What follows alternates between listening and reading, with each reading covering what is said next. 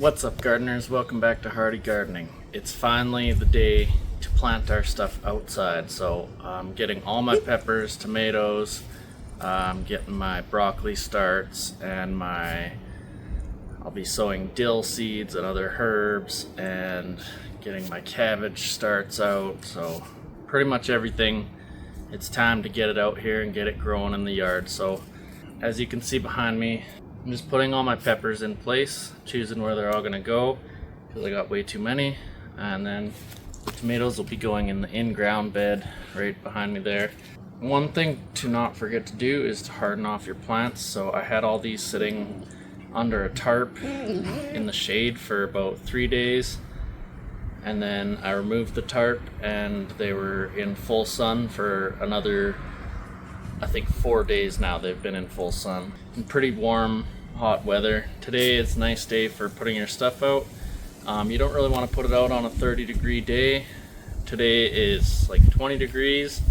It's breezy, just a light breeze, but it's overcast. It's supposed to be overcast for the next couple days and a little cooler, so it'll give these guys time to adjust and not get so much transplant shock. So if you haven't got your stuff out already, it's time to do so. Find a nice overcast day and just go to it.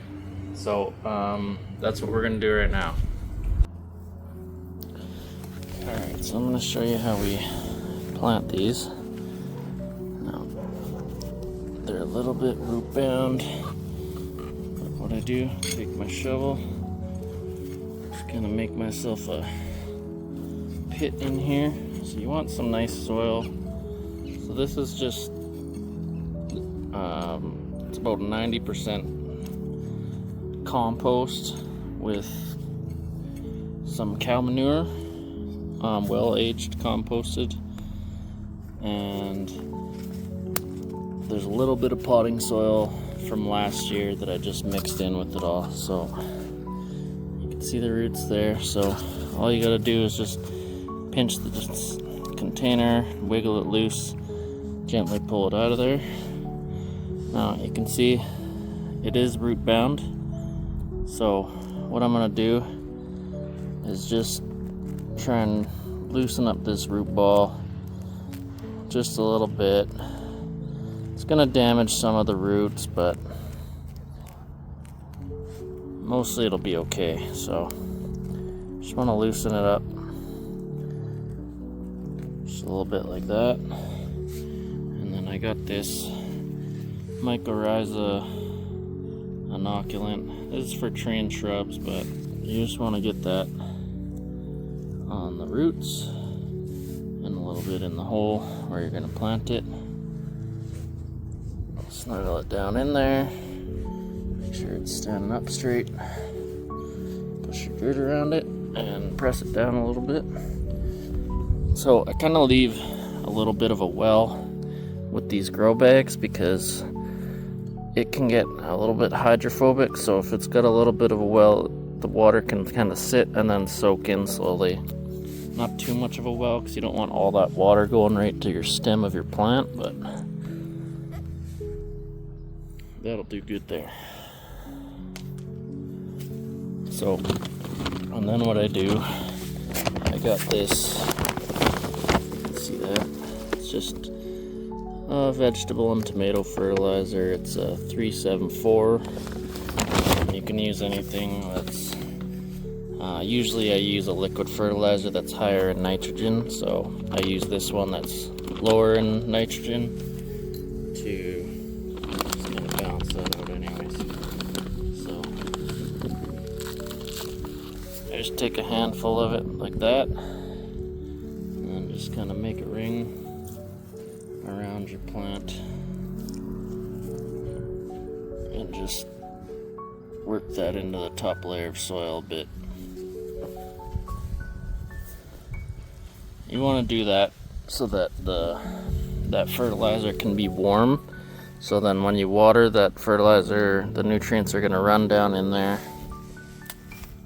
And some people put it right in the hole, but I've seen some people say that stops the roots from spreading out and searching for the nutrients. So I don't know if that's true or not, but I like doing it this way. It's nice and easy, and it seems to make sense that when you water, it's going to run down into it, rather than if it's already down there, it's going to run down into the ground. So we're going to call that one good. So that's orangey sweet. Now we're going to go and do the rest of them. As you can see, I got a long way to go. So I'll show you what the garden looks like when we're all done. So we're back here the next day. Everything's been planted into the grow bags. I had to do this the next day because we got some insane wind and some of the peppers got blasted pretty hard. This one lost a lot of its leaves.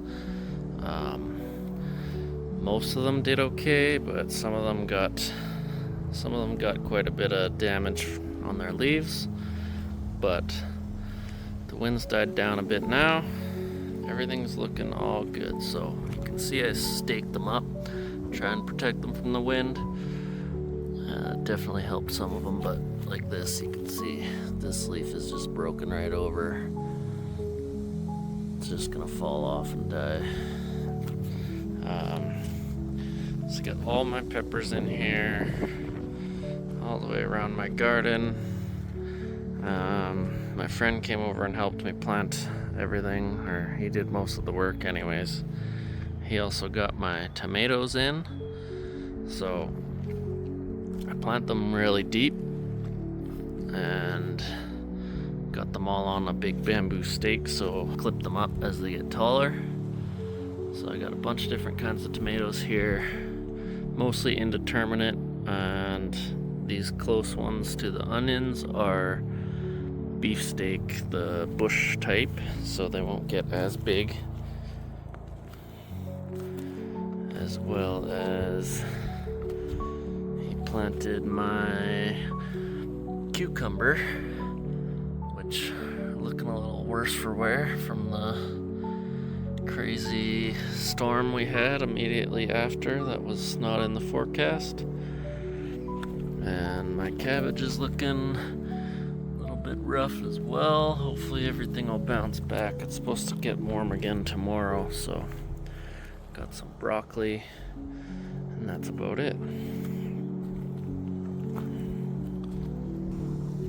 So something else I like to do, guys, is when you put a pepper out and it's got these big peppers already started on it, I like to pluck those off. I do leave the early flowers.